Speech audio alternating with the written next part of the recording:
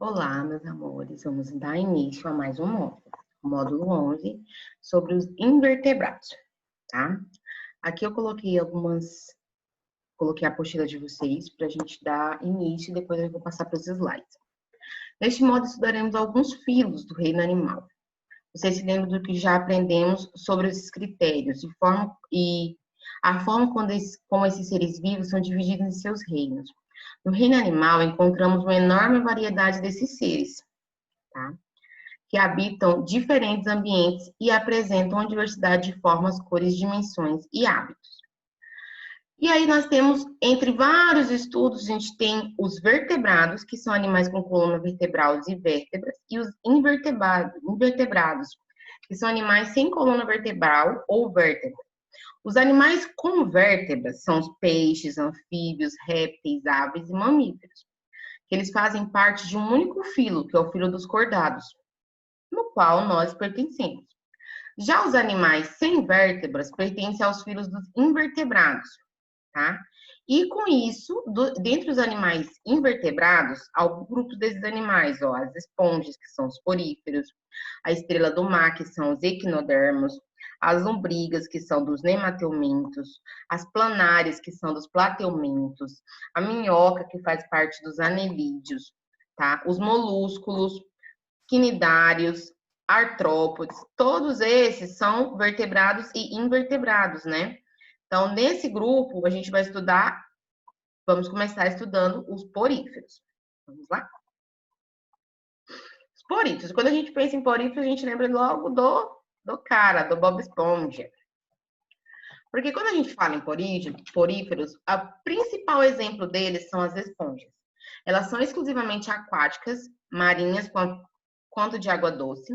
São sésseis, ou seja, elas ficam fixas no substrato. Elas são parazoárias, são sem tecidos, e elas têm poros, que servem. Para que servem esses poros? Para a circulação de águas, de gases e de nutrientes. Então, elas têm essas entradinhas aqui, ó, que são esses poros. A estrutura anatômica dessas esponjas, desses poríferos. Os poros, né, que servem para a entrada de água, ó, os poros. O átrio, que é a circulação de água, é aqui dentro que acontece a circulação de água, e o ósculo. O ósculo é onde sai a água, tá? Tia, mas para que vai entrar água aqui dentro? Quando entra água pelos poros, ele vai, à medida que ele vai andando aqui pelo átrio, ele vai pegando todo o nutriente que é importante para ele e libera o que ele não precisa pelo ósculo. A digestão dele, ela é exclusivamente intracelular, é dentro das células. Elas podem ser divididas em coanócitos, que são células flageladas que capturam o alimento e iniciam a digestão, e amebócitos, que são células que finalizam a digestão e distribuem os nutrientes. Também pode dar origem às outras células. Olha, nessa imagem aqui, ó, vocês conseguem ver aqui, ó, o coanócito é o fim da digestão. É aqui o coanócito é onde captura os alimentos. E o amebócito, que é o fim da digestão, vai pegar todos os nutrientes importantes para ele. Então, dentro da digestão celular, nós temos os coanócitos e os amebócitos, que inicia a digestão e pega os alimentos, e o amebócitos, que finaliza a digestão e distribui os nutrientes para as células. A reprodução dos poríferos, ela pode ser de forma assexuada ou sexuada. A assexuada é por brotamento. O broto vai nos gerar um novo animal, né? Olha aqui, ó. Aí teve a seção aqui, a secção de cortar, e esse broto caiu do lado, é como se fosse um bracinho. Cortou, caiu do lado e gerou uma nova esponja. E assim sucessivamente. Isso é o brotamento. A germulação são gêmulas que enfrentam condições desfavoráveis. Elas se desenvolvem em novos animais quando as condições se tornam favoráveis. E a regeneração é quando você corta, formando novos indivíduos a partir desses fragmentos. Então, essa é a reprodução assexuada. Já a reprodução sexuada são espécies monóicas, elas são hermafroditas, ou seja, mesmo sexo, e dioicas. A fecundação é interna, tá? O óvulo e a mesógleia, E o desenvolvimento é indireto. A larva, ela é ciliada na água. Olha só a imagem aqui de uma reprodução sexuada. Ó, a gente tem liberação de espermatozoide, aqui a gente tem esponja, liberação de espermatozoide, aí a fecundação ocorre no óvulo. Então, na sexuada, a gente tem espermatozoide e óvulo. E na assexuada, a gente não tem. O principal meio de reprodução na fase assexuada é por brotamento, tá?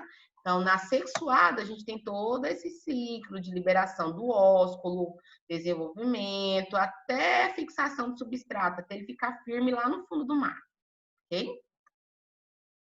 E agora, os selenterados.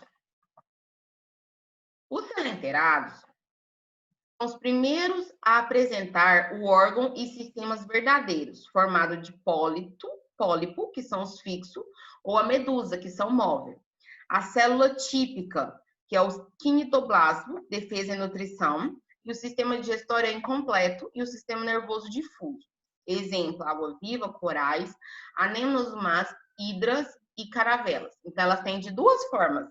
Elas têm os pólipos, que elas são fixos no fundo do mar, e as medusas, que ó, essa aqui é uma hidra, tá? Ela é tipo pólipo, e essa aqui é a medusa, ela é móvel, ela consegue se locomover dentro do mar. Tipos de selenterados.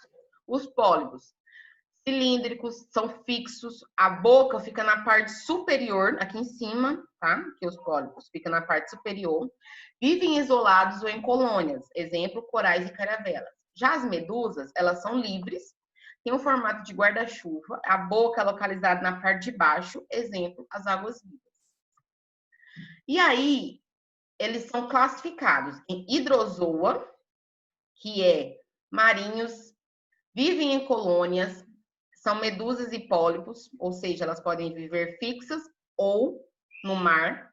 Reprodução assexuada, tem alternância de gerações e são exemplos a garrafa azul, a caravela e a hidra. A sifozoa é exclusivamente marinha, que também pode ser pólipo e medusa. Predomina a fase metagênese, chegando a 2 metros de diâmetro, olha, bem grandona. Os pólipos são pequenos e reproduzem por estrobilação, que exemplo é a aurélia. As medusas não têm esqueleto e exemplos desses quinidários são a aurélia e a água-viva. O que é essa estrobilação? Elas vão se reproduzir, vai sair várias águas-vivas, vai tipo se decompor dela mesma, tá? E a antozoa, formada por pólipos isolados, que são as anêmonas ou colônias, então elas ficam fixas, elas são pólipos, ficam fixas. Ou colônias, que são os corais. Os corais têm esqueleto externo de cálcio, reprodução assexuada por partição ou brotamento, ou sexuada via larval. Exemplos desses tipos de quinidários é o coral e as anêmonas. Reprodução é assexuada na fase de medusa e assexuada na fase de pólipos. Sofrem alternância de geração, ou seja, ela pode mudar de sexuada para assexuada e pode ter o mesmo, pode apresentar as duas fases. Elas são antozoárias, que são os corais e anêmonas, e hidras, nunca passam pela forma de medusa, né? As hidras nunca passam pela forma de medusa, elas nunca vão ficar saindo, elas ficam só presas. O zigoto, pelo produto de fecundação, se transforma em larvas ciliadas, cheias de cílios, que são tipo como se fossem cílios mesmo, cheio de perninha, que se fixam sobre uma superfície e se transformam em pólipos. Pólipos é fixo, tá? Os pólipos reproduzem por brotamento, que é a mesma coisa lá dos poríferos, ou liberam esses discos, que são a estrobilação, que se transformam em pequenas medusas capazes de se reproduzirem novamente. Aqui a gente tem a imagem de como que acontece a fecundação assexuada, desse lado de cá, e do lado de cá sexuada, ó. Medusa passa pelo óvulo, tem a fecundação aqui, ó, e forma o cigoto. Toda essa parte aqui da fecundação, a gente não vai cobrar na prova, porque vocês não precisam decorar tudo isso, tá? Nem aprender tudo isso. Ok? Um beijo.